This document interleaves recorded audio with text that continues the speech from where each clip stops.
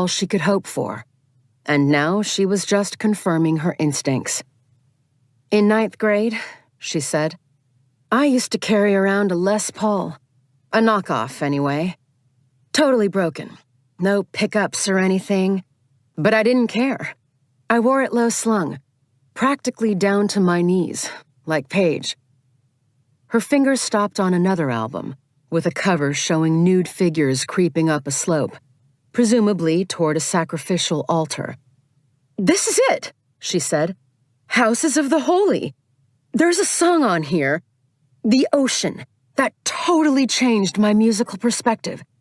That opening guitar riff, I mean, it comes out of nowhere, breaks all the rules of rhythm, seems to start over again even before the end of the second bar. Here, I'll play it. She took off her jacket and let it drop on the dirty chair, pretending to be unaware her shoulder holster was in plain view, pulled out the record, flipped it to side B, set it on the platter, moved the needle to the last track, and cranked the volume back to where it had been before. They listened for all 4.5 minutes of the song. Then a second time, and then a third. And then Swanson put the tone arm back on its stand. There was a moment of silence, broken only by a faint hum from the speakers. What do you want? Parkin finally asked. Swanson didn't answer immediately. She was winging it, and had been ever since she stepped into the kid's bedroom. There was nothing like this in the book, and Morwood would probably shit a brick if he saw her. This wasn't her case, but she understood this frightened and lonely youth better than any of the cops outside did. I want you to know I'm not here because of you, she said. Your sister's only been gone for— Don't bullshit me. You know she's dead, Parkin said, suddenly sitting up straight on the bed, face flushing, tendons showing in his neck. Dead! And those motherfuckers out there, hanging around, doing nothing to find her, they might as well be jacking off. They obviously think it was me, hope it was me. That would make their lives easier, wouldn't it? Fuckers.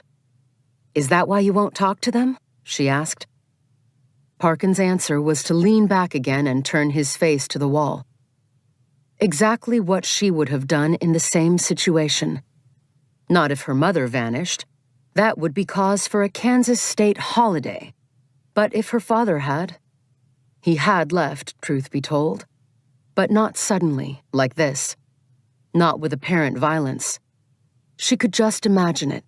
Cops crawling all over their double-wide. Sheriff Hazen concluding right away that it was her. Hell yes, she'd have reacted just like Parkin.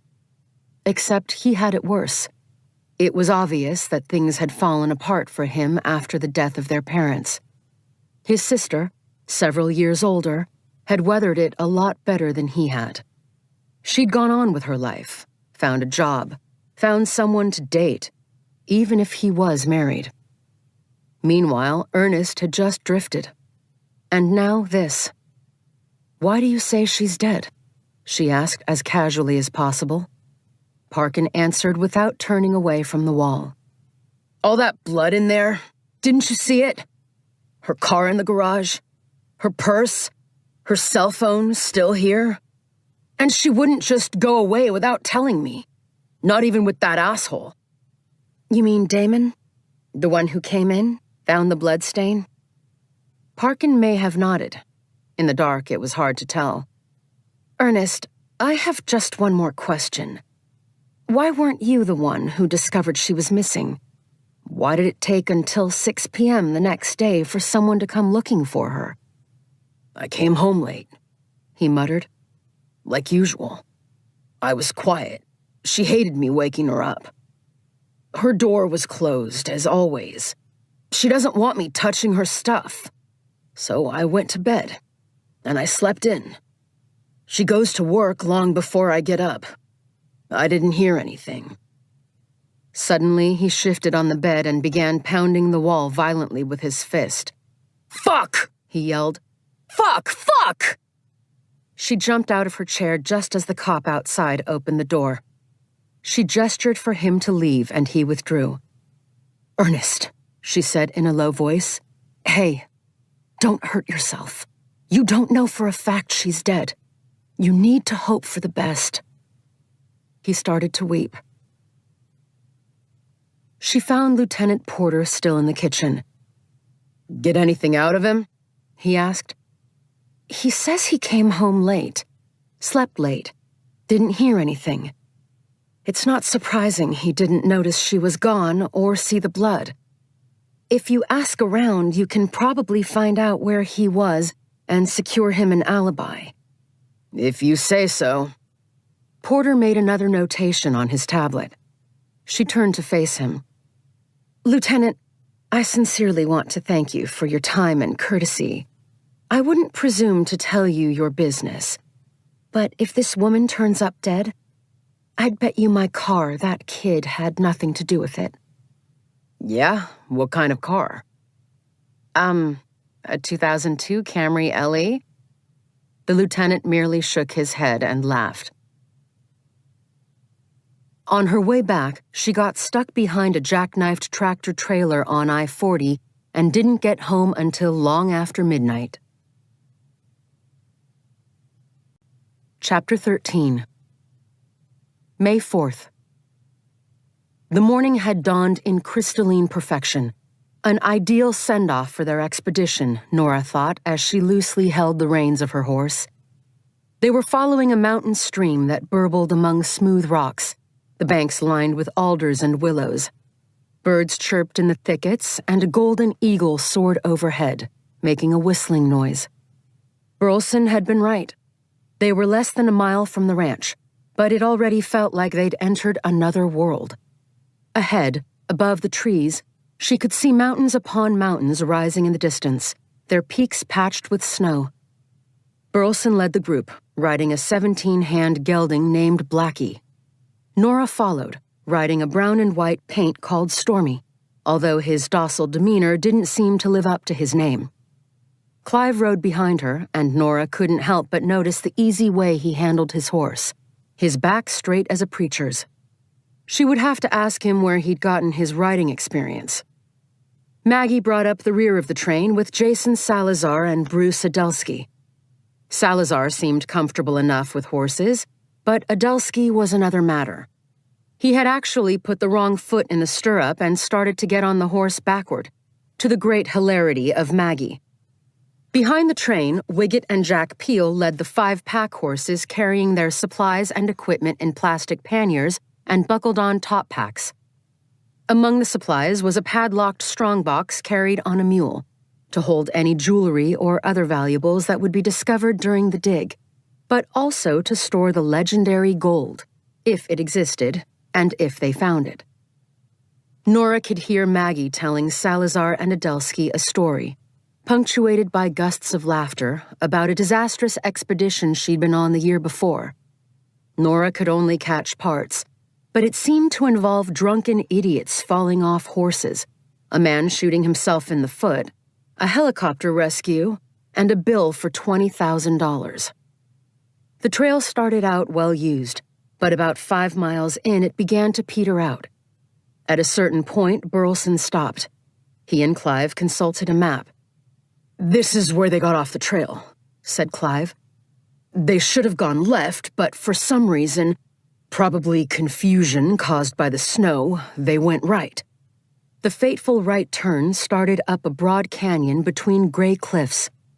The going was easy at first, but then the canyon walls began to narrow and loom higher above them until they were riding in shadow. The air was increasingly chilly. In a few places, passing through deep woods or in shady spots at the bottom of rocky cliffs, Nora could still see patches of snow. Amazing how quickly they'd left civilization behind and entered a primeval landscape. They stopped for lunch near a pile of fallen rocks. The pack train had fallen behind, but Burleson was in contact with Peel over walkie-talkie. Nora checked her cell phone and found that, as expected, they had gone out of cell range. For the next month, they'd be relying on the sat phone Nora carried in her saddlebag, with Skip hopefully manning the other end. Nora munched on a roast beef sandwich while Burleson finished his conversation with Peel over the walkie-talkie. He pulled out his own sandwich and took a deep breath, looking around. "I love these mountains," he said. "Every time I come up here, I feel renewed." "So you just gave up a lucrative career as a lawyer, quit the rat race to come out here?" "A divorce lawyer. Not a fun line of work.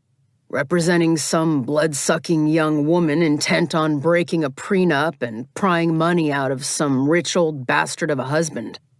Or vice versa. You rarely meet good people in a business like that, either as clients or opponents. The decision to get out wasn't entirely mine. I became crosswise with the California Bar Association and was given a nice, unfriendly push out. Every time I'm up in these mountains, I send them my silent thanks." "Crosswise?" Burleson laughed. "I'm not a good rule follower. Perhaps I represented my clients a little too well, you might say." Nora was pleasantly surprised by his candor. She had done some basic searching on Burleson before hiring him, but none of this had turned up. It was probably one of those things that didn't reach the level of news, she thought. They mounted up after lunch and rode past yet another scree slope of gray rocks, spilling down a steep ravine and into a dark forest of towering fir trees, with more snow in the shadows. As evening came on, the trees gave way to a meadow surrounded by cliffs. "Those Donners were really lost," said Maggie, looking around. "Here we are, at our first campsite," Burleson said, dismounting. Nora halted her horse. It wasn't a particularly welcoming place, a bedraggled field cut by the stream, but she reminded herself they would be here only a couple of days. When they found the lost camp, they would move closer to that location. The others dismounted. Burleson and Drew Wiggett went around, helping here and there, unsaddling horses and hobbling them in the meadow. As they returned, Peel arrived with the pack train.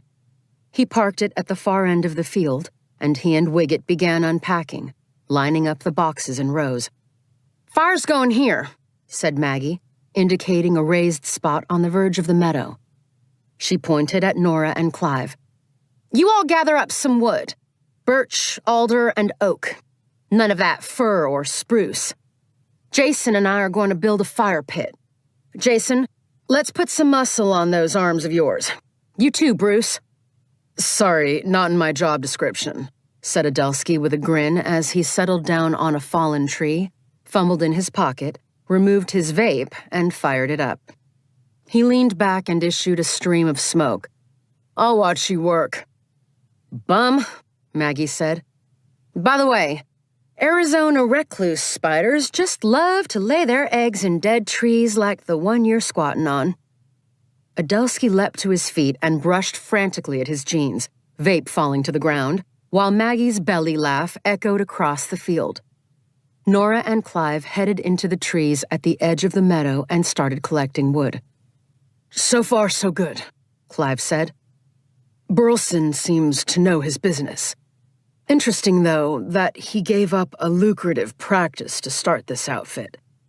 It makes you wonder if there isn't more to his backstory than we've been told." "It's quite an eccentric crew he's put together," Nora said. "Maggie, who talks a mile a minute. Peel is silent as the grave, and Wiggett. He's hard to pin down, but he looks, well, hungry." "What do you mean?" "You know, the kind of person who's never satisfied, always looking for greener grass." "Nothing wrong with ambition. And you seem to be a striver too, right?" "I hope it's not too obvious." "Why not be obvious?" He paused and gave her a big smile. "Isn't that why we're here? As partners? Ambition? Thirst for knowledge? Wanting to make our mark?" Nora knew he was right, but felt odd hearing it put so baldly. "There is one thing I've been meaning to ask you. I've been wondering why, when you first told me your story, out there at my dig, you never mentioned the gold. I have to admit, that kind of bothers me." Clive chuckled. I knew you were going to ask me that. First, Jason was there, and I didn't want him to hear it.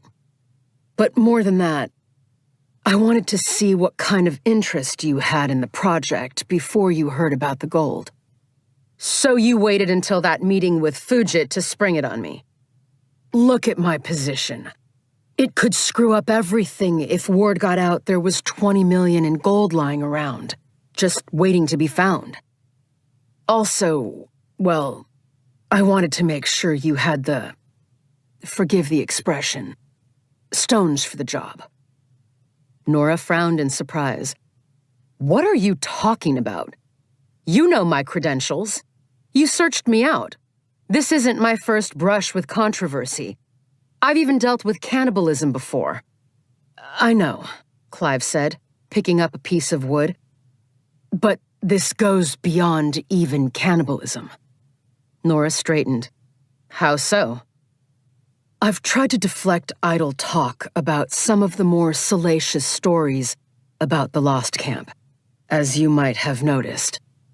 But the fact is, something truly strange and awful happened there. What could be worse than cannibalism? Clive paused a moment, looking out over the meadow. I mentioned that one person managed to escape and make it back to the Donner camp at Alder Creek. An itinerant preacher named Asher Boardman. He ran off, he said, because madness overwhelmed the Lost Camp. He later died of starvation, but not before Tamsin wrote down his story. When the lone rescuer, a man named Best, finally reached the camp, he found only one person still alive, Peter Cheers. He was singing songs and playing with a pile of human bones, gore stuck to his cheeks and matted into his hair. Best hauled the man out with the last of Tamsin's camp. Cheers survived the trip back to civilization, but died soon after, hopelessly insane. Jesus, Nora said. And how do you know these details? The historical record. A lot of it is suspect, exaggerated newspaper articles, chapbooks written by people who weren't directly involved, but the primary documents can't be ignored. In addition to the details included in Tamsin's journal, there's the diary, admittedly sensationalized, of a survivor, Mrs. Horn, who described Boardman staggering into their camp. And then there's the account of the rescuer, Best. Best himself didn't write it down, but he spoke of it to a few people back in Tamsin's camp. Best was a tough customer, but what he saw at that Lost Camp must have shaken him to the core. What remains of those horrific secondary accounts are viewed by historians as examples of generation loss and the unreliability of oral tradition.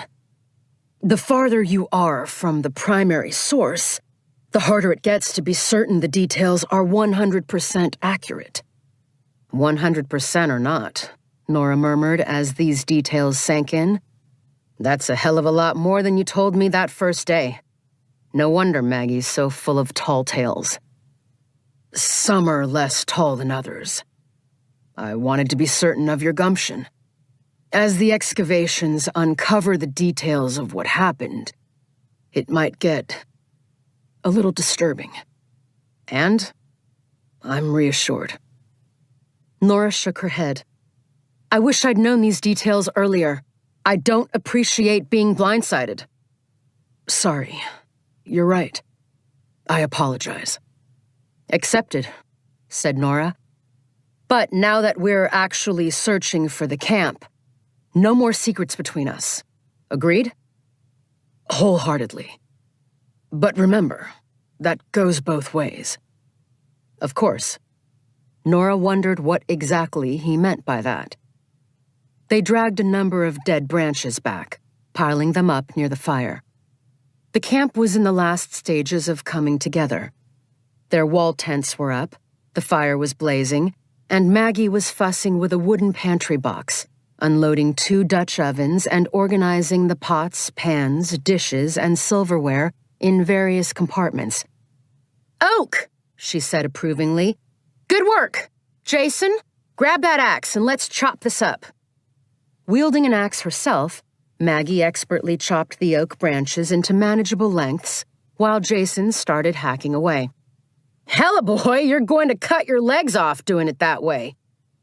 Maggie came up behind, and wrapping her ample arms around him and holding his elbows in place, demonstrated how to aim and swing an axe. She glanced over at Adelsky. See what you're missing? She asked with a salacious laugh. My loss. Adelsky waved his vape. Folding chairs had been stacked against a tree, ready to be placed in a circle around the fire. Jason Salazar pulled one over, opened it, and flopped down on the seat, his face red and covered with sweat. That woman's a slave driver, he said. I heard that, Maggie said while forking steaks onto the grill with a searing noise. I meant you to hear it.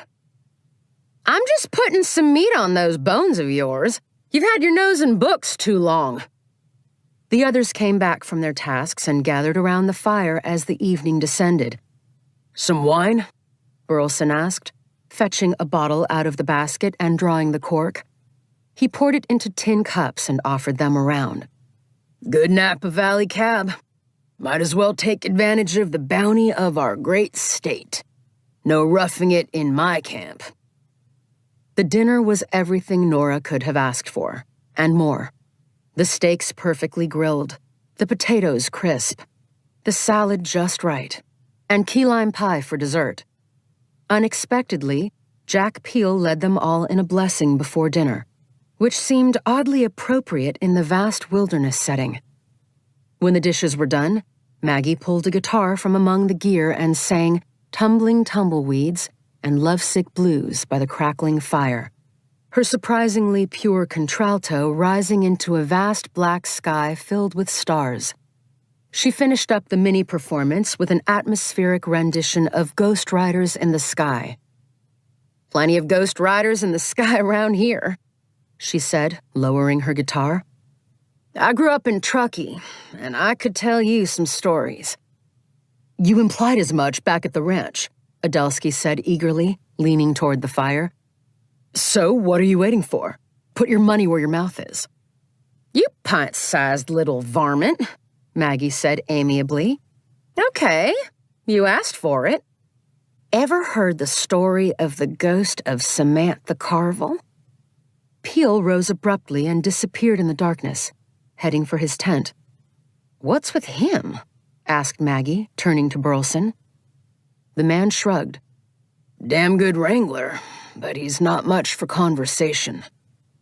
Go on, said Clive. What's a campfire without a ghost story? Well, said Maggie, her voice growing hushed, in my hometown, the old-timers still tell stories of what really went on out here. Like Samantha Carville. She died of starvation up at the Lost Camp, aged only 6. Clive nodded. There was a family by that name in the party. They buried her body in the snow, and there Samantha stayed. For a while, anyway. As the starvation time began, 2 men snuck out one night, dug up her body, chopped off part of her leg, and ate it. There's nothing about this in the historical record, Clive said. It's hard to believe they would have started with a child. You hush, Maggie scolded him. You'll ruin a good story. She turned back to Adelsky. Those 2 men were bad uns, but after starting in on her leg, even they couldn't finish. They threw away the bone and covered Samantha's body back up again. She paused, her voice deepening. And so, they say, even today, that on a moonless night, deep in the forest, you can still hear her wandering around, looking for her leg bone. You can't mistake the sound. A kind of shuffling, knocking, like a one-legged person hobbling on a stick. And in a sudden, chilling display of mimicry, Maggie put her hands to her mouth as if preparing to yodel and made a peculiar hollow sound. Shh, knock, shh, knock. Nora felt her skin crawl. Maggie's voice trailed off, and there was a moment of silence as everyone seemed to be listening in the dark. Then Adelsky began to laugh. Wow. Now that's a ghost story. We'll all be lying awake tonight, listening for little Samantha knocking about the trees, searching for her leg. Huffing and blowing, Adelsky tried to imitate the sound but failed. Then he laughed again, only this time without quite the same gusto as before. Chapter 14. May 5th. The following noon, resting in the shade on a flat rock by Hackberry Creek, Nora pulled from her pack the lunch Maggie had made for her. Clive sat down beside her with his own lunch packet. They had made good progress that morning scouting up the creek, and were almost ready to begin a search for the actual lost camp. "There's something I've been worrying about," Nora said. "Let me guess. The gold again." Clive unwrapped the tin foil to find a BLT sandwich. "When we find it, it's going to be really awkward explaining that we were looking for it all along. Just like it was awkward for me, deciding when to explain it to you.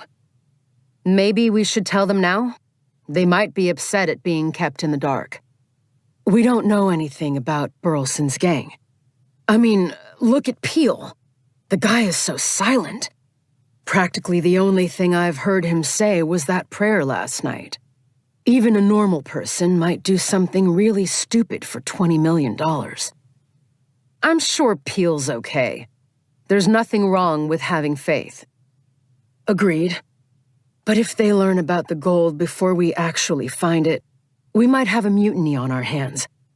And what if word leaks beyond the group? This whole area will be crawling with yahoos carrying metal detectors." Nora shook her head. "I don't like keeping secrets." "So you've said. But we have to keep this secret.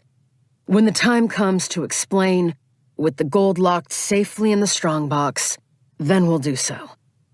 They ate in silence for a while, and then Nora asked, "Weren't you ever tempted to find the gold and keep it for yourself?" Clive laughed.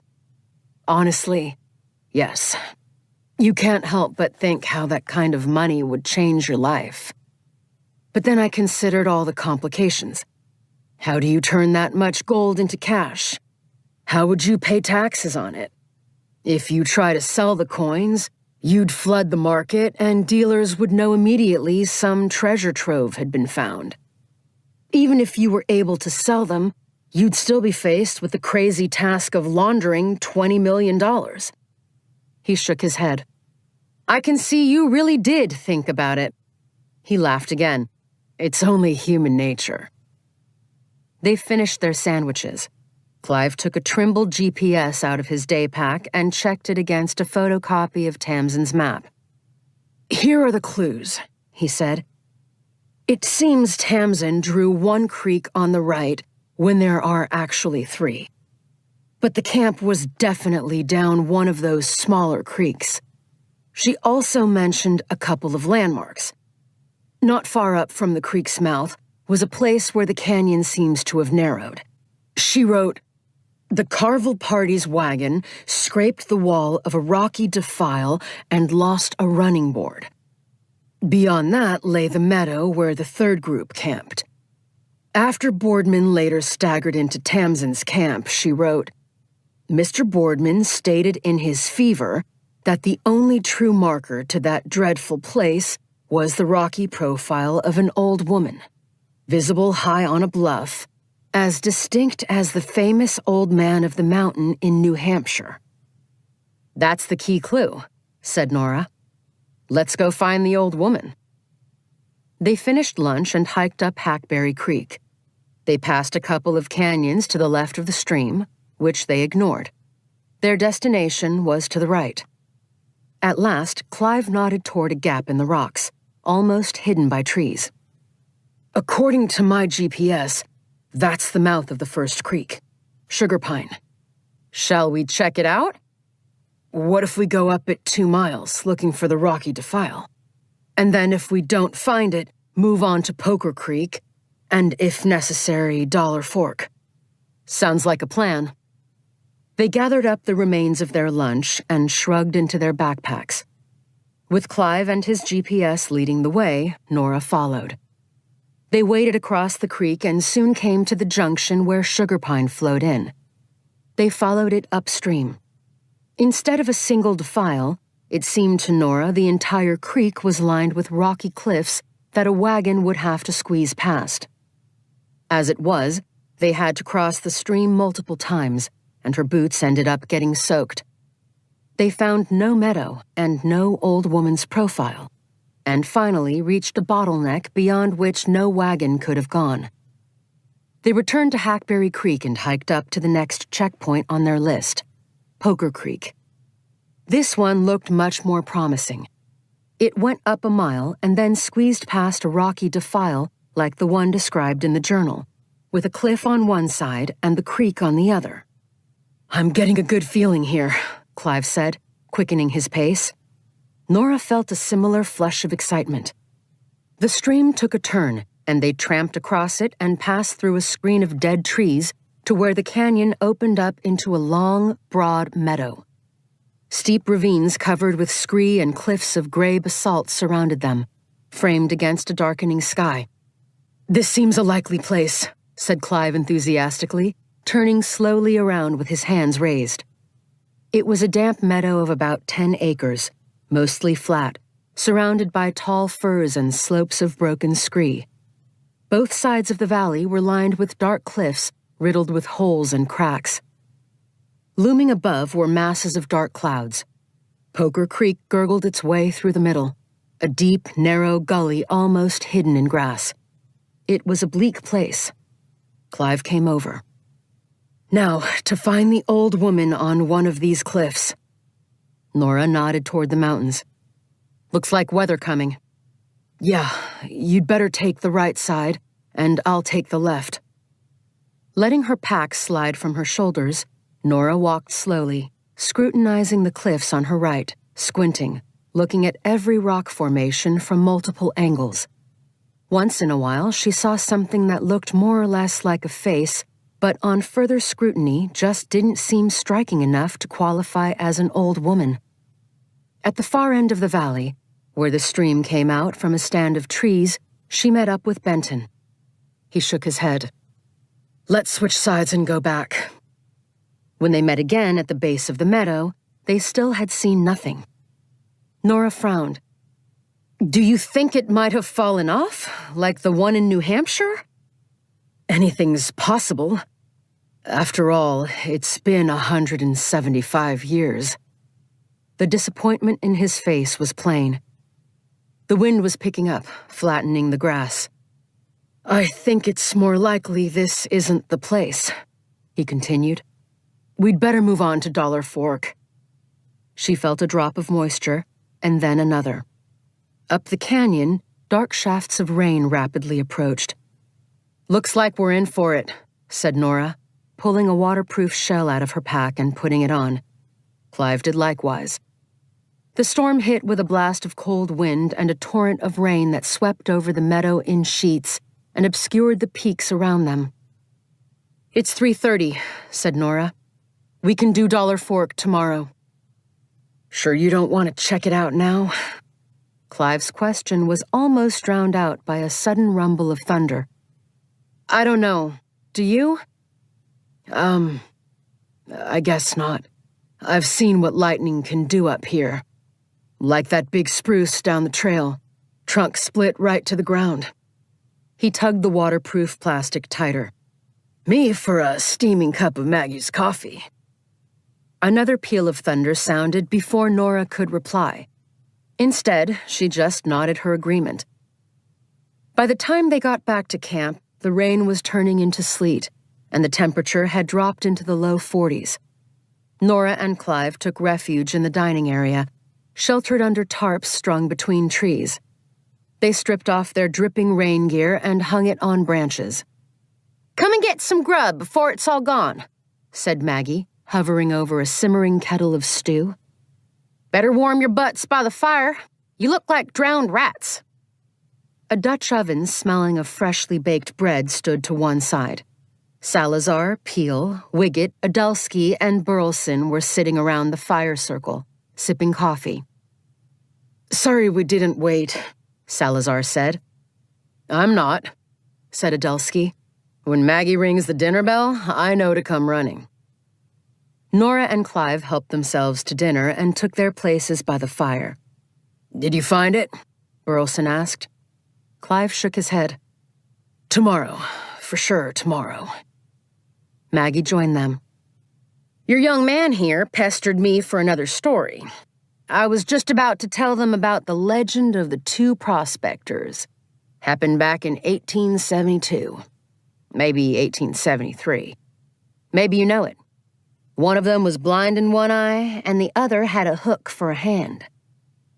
She proceeded to tell a hair-raising story about a pair of lifelong friends who found a vein of gold in the mountains, got greedy, and one stormy night, a night like this one, they laid traps for each other, managing to both die in the process. With relish, Maggie added lots of graphic details, especially about the man with the hook. It was amusing to watch Adelsky's reaction. He was the one who'd asked for a ghost story, but by the time it was over, he appeared a little green about the gills. Later, Nora crawled into her tent, cold and wet, but she had trouble falling asleep. Thoughts of Clive, his stubborn yet appealing ways, his boyish enthusiasm, came unbidden to her mind. She realized she was noticing him more than perhaps she should, and she resolved to keep things strictly professional. In a small, isolated group like this, any sort of relationship could destroy the team's equilibrium, and with this thought, she drifted off to sleep. She was awakened in the middle of the night, suddenly, by a strange rumbling, like the scurrying of countless giant rats down a mountain slope. She opened the entrance to her tent and glanced around, but it was pitch black and the sound was already dying away. Nobody else seemed to take any notice. The sleet pounded down the rest of the night. Chapter 15. May 6th. When Nora rose at dawn, she could see her breath inside the tent. A light sleet was still tap-tapping on the waterproofed nylon. She dragged herself out into the icy air and put on her clothes. At the fire, Maggie was cooking a breakfast of bacon and eggs and cornbread, her usually cheerful face a damp mask of annoyance. Burleson was sitting on a log nursing a cup of coffee, speaking in low tones to Jack Peel about the horses. Clive had emerged from his tent in a brand-new paisley shirt, this one purple, orange, and pink. "Help yourself to coffee," said Maggie, gesturing toward a pot standing on a rock beside the fire. "You look like you could use it." "I heard something strange late last night. A low rumbling, like a herd of tiny elephants coming our way. That was just a rock fall, tumbling boulders. It's not uncommon in the spring. Nothing to worry about, unless one lands on your tent, of course." Nora poured herself a cup and warmed her hands with it as Jason Salazar emerged from his tent, hair askew. He walked over, trying to flatten it with one hand and finally, giving up, putting on his hat. Adelsky and Wiggett were nowhere to be seen. "You and Clive going out again today?" Salazar asked. "Sure are."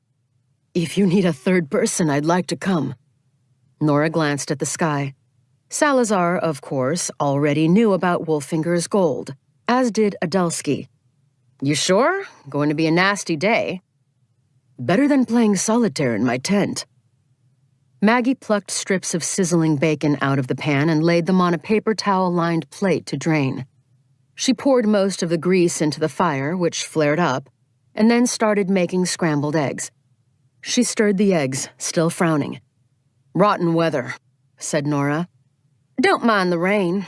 It's the snow I don't like." "Snow?" Salazar asked. "You can bet it's snowing like hell in the high country." Maggie shook her head.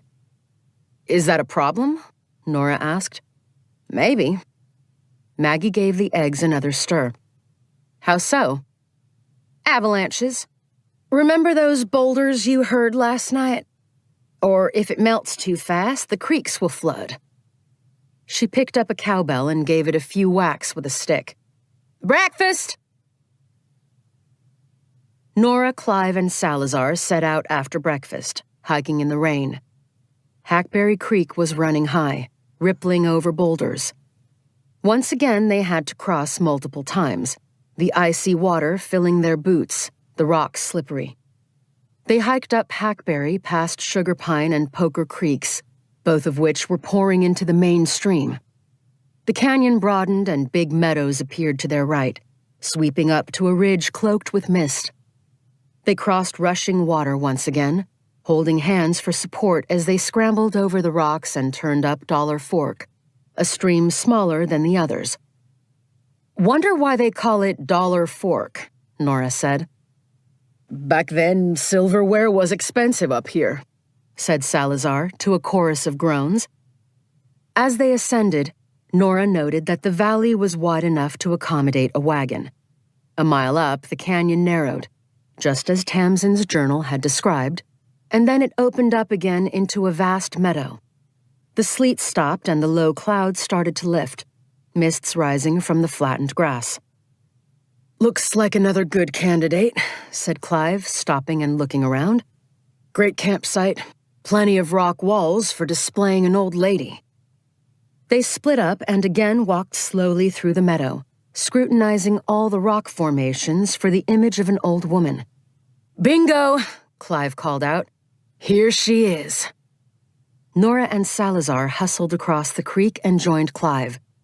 It's a face? Said Salazar. Maybe. Sort of. Come on, it's an old woman's face. Nora shook her head.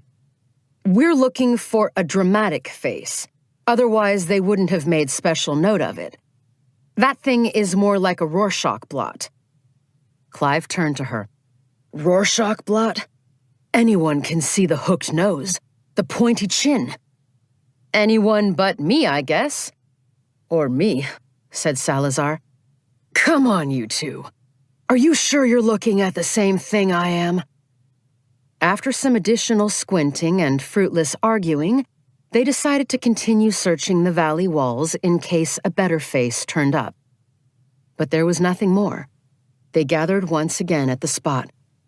I'm sure this is it, said Clive. I can feel it in my bones. If so, we must be near the campsite. In fact, it should be right around where we're standing. I don't buy it, Salazar told him. The ground slopes here. Benton turned to him. So what? When you're lying down, you can feel even the slightest incline. There was snow on the ground, for Christ's sake. Nora listened to this exchange and Clive's raised voice. One thing was clear. Despite the historian's normally chipper veneer, finding the lost camp meant a great deal to him. And the fact was, he might well be right. The camp could be just beneath their feet. There was a moment of silence, during which Clive pulled a long cigar with a Dunhill wrapper out of his coat pocket and used a lighter to fire it up. How about this, she said. We do a test pit or two. The look of annoyance on Clive's face cleared. Okay, he said through a cloud of blue smoke. That's a good idea. Jason will dig where you think the camp was most likely, while I go back down to Poker Creek. But there was no old woman there. Maybe she fell off. Clive nodded as he puffed on the cigar. If that's what you think best. Jason, let's you and I get to work. Nora, we'll plan to meet you back in camp. Nora was silent a moment, looking at the two of them. Then she shouldered her daypack, turned, and walked back through the meadow, toward the rocky trail down the mountain.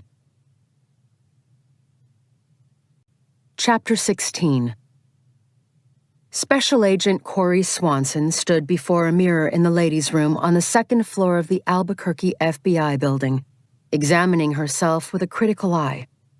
Her hair was combed more carefully than usual, and she'd put on her best business attire before coming to work. She had even refrained from eating her usual lunch salad, to ensure no stray piece of green got stuck between her teeth. She wore no makeup except a light application of lipstick, but even that got the once-over, the dab of a Kleenex here and there. She was aware of a combination of excitement and nervousness. As part of her probationary training, she was required to take part in what was known around the field office as the firing squad, the weekly meeting in which new agents debriefed their FTO and colleagues on the status of whatever case they were investigating. Normally, Corey had found this to be a pretty straightforward exercise. This cold case examined and shelved, that cold case examined and shelved. But not today. Today, she was going out on a limb. She glanced at her watch. 5 minutes to 2. Game time. Leaving the bathroom, she returned to the office and, stopping by her desk to pick up a stack of files, navigated through the cubicles to Conference Room B, with its lingering odor of pizza that never seemed to go completely away. It was a large room, with a table that held at least a dozen people. There were computers for digital slideshows and videos, and a 75-inch smart touchboard for interactive demonstrations, but they were rarely used for meetings such as this. Only Bob Wantagh, the GS-11 douchebag, had employed the interactive whiteboard in a spectacularly unedifying update the week before on his pet case. Something involving extortion, money laundering, and perhaps human trafficking along what he was calling an underground railroad between Albuquerque and Ciudad Juarez, just over the Mexican border. His evidence was colorful but highly circumstantial, and after last week's presentation, even the normally patient Agent Morwood suggested Wantagh might want to cut down on his diet of Robert Ludlum novels. Corey entered the conference room and took a seat. She waited as the handful of other new agents, Supervisory Special Agent Morwood's flock, arranged themselves around the room. To her consternation, she saw that a couple of senior agents had parked themselves at the far end of the table. Higher up, sitting in on a firing squad was a common enough occurrence. She just wished these two had picked some other week for their evaluation. Last in was Morwood, carrying the usual cup of coffee. He shut the door with his free hand, then took a seat at the head of the table. He had no notebook, tablet, or other writing instrument with him. "Hear ye," he said. "This tribunal is now in session. The Honorable Hale Morwood presiding. All would-be crime fighters and upholders of the American way present and accounted for, I see? Good." His perpetually sleepy eyes surveyed the room. "Swanson, why don't you start?" Corey almost jumped in her seat. Morwood never picked her first. Her litany of cold cases usually came last. She'd expected more time to mentally prepare herself. "Me?" she asked, realizing as she said it how stupid it sounded. "You, please, enlighten us with your forensic expertise." He would say that. Corey cleared her throat, shuffled through her papers. There was a cough from across the table. Bob Wantagh, his blonde ducktail shaking faintly with displeasure. He'd become used to going first. "Patience, Agent Wantagh. We'll get to the latest, chapter in your saga soon enough." Morwood looked back at Corey. "Go ahead." Corey cleared her throat again. Only she and Morwood knew the specific details about the case she'd been investigating. Even Morwood didn't know all of it. She fervently wished he didn't have to hear it for the first time in front of all these others.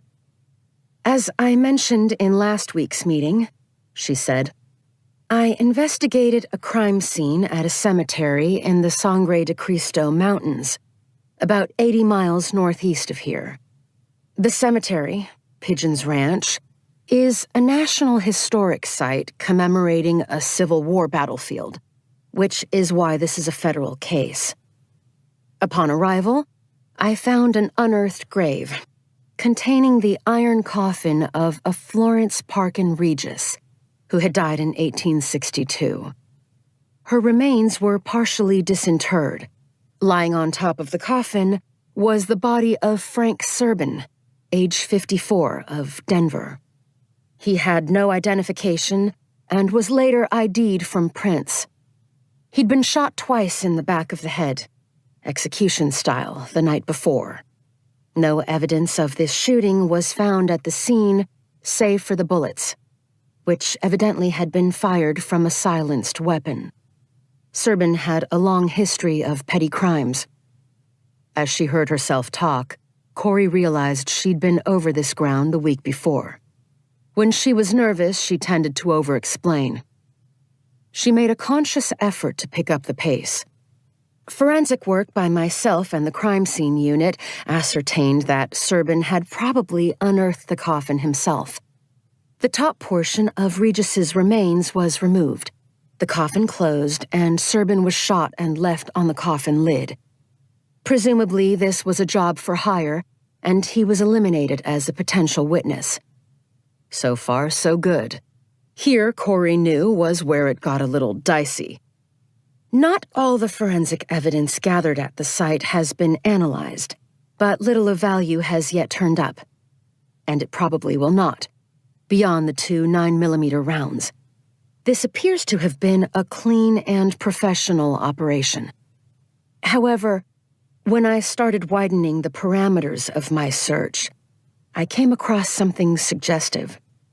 In an effort to link this crime with others of a similar MO, I discovered that in 2 other cases, graves had been robbed with only the top portion of a corpse removed. One of those was a recently deceased mobster in Joliet, Illinois, named Carmine Scarabone. His grave had been desecrated, the coffin partially removed, and his headstone vandalized. The other corpse belonged to Alexander Parkin, who had died in Nelson, New Hampshire in 1911. She glanced at her papers.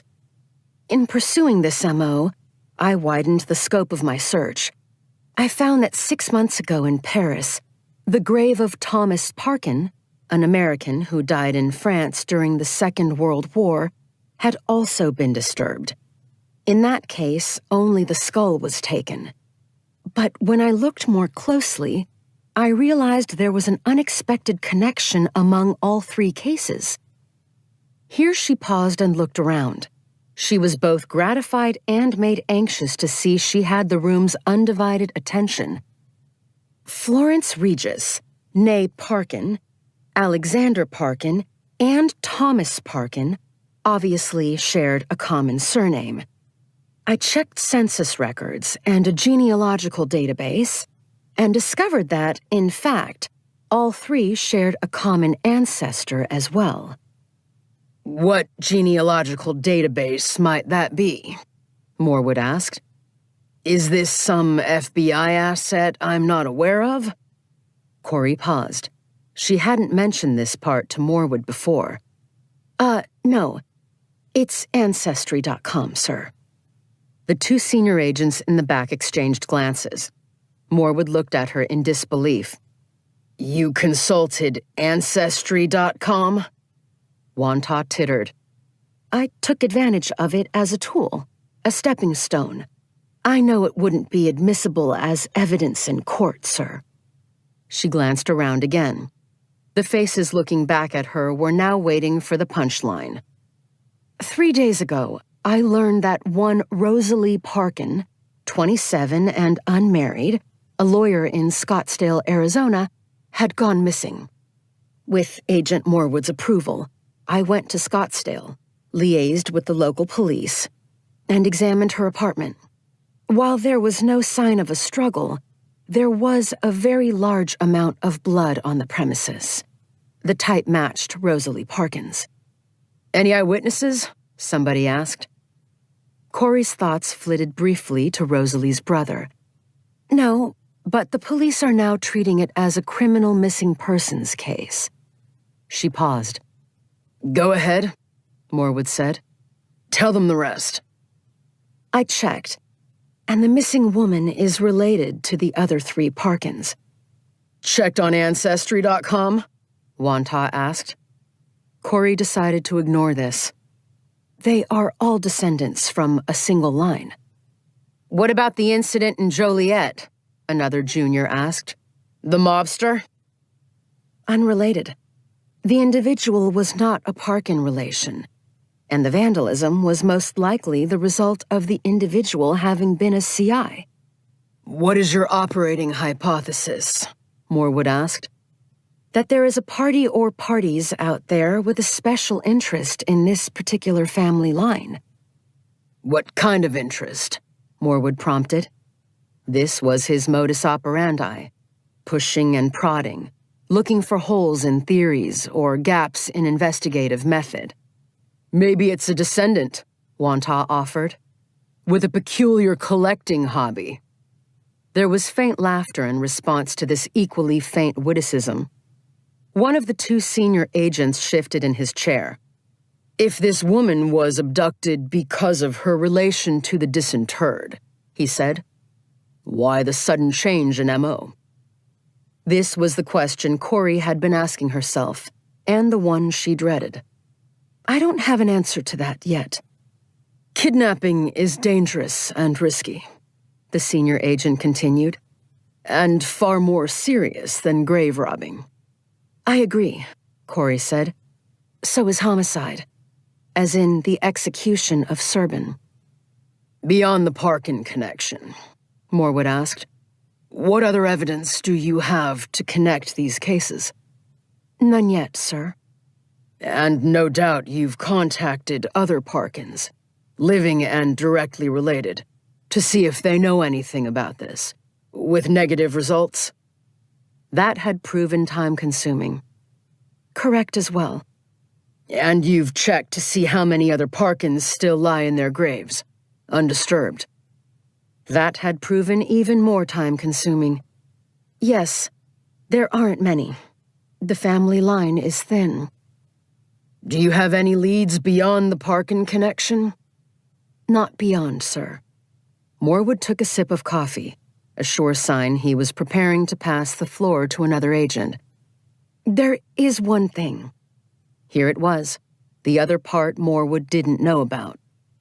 The supervisory special agent raised his eyebrows inquiringly.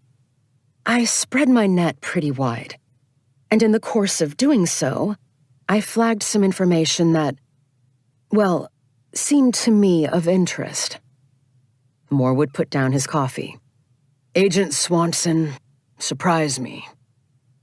Any archaeological excavations on federal land require extensive paperwork. Several months ago, the Santa Fe Archaeological Institute in New Mexico submitted paperwork proposing an excavation of a campsite of the Donner Party. She looked around the table, to be greeted by blank faces. The Donner Party. They were the pioneers whose wagon train got snowbound for an entire winter in the Sierra Nevada in 1847. Many of the survivors resorted to cannibalism to stay alive. Now some of the faces registered recognition. She continued more quickly. One of the party who died that winter was Albert Parkin. It turns out this Albert Parkin is the direct common ancestor of all four Parkins in our case. The Santa Fe Archaeological Institute is currently searching for that campsite and intends to excavate it. Morwood was, indeed, now looking surprised. And not in a good way. And I spoke to the president of the institute, a Dr. Fugit. This is a legitimate organization, and the excavation is approved by both the feds and the state of California. I ask again. And? Well, sir, this means that, if they're successful, yet another set of Parkin remains might be excavated, legally this time. It seems like a strange coincidence that should be investigated. I see, said Morwood. And let me guess. You want to go out to the Sierra Nevada, track down this archaeological expedition, and in one way or another make their lives miserable. That, Corey began, but decided not to finish. There was a brief silence around the table. Out of the corner of her eye, Corey could see Wantagh smirking. Morwood sighed. Let me remind you, Agent Swanson, what you were tasked with. Discovering who killed that gravedigger at Pigeon's Ranch. And that's what I'm doing, sir, Corey replied. She felt herself growing hot under the collar. You have already taken a trip to Arizona in pursuit of this theory, and accessed unapproved civilian databases to further your investigation. What you are suggesting would take several days, at the least, on what can only be called the thinnest of leads. With respect, sir, Albert Parkin is the common link, the ancestor of them all.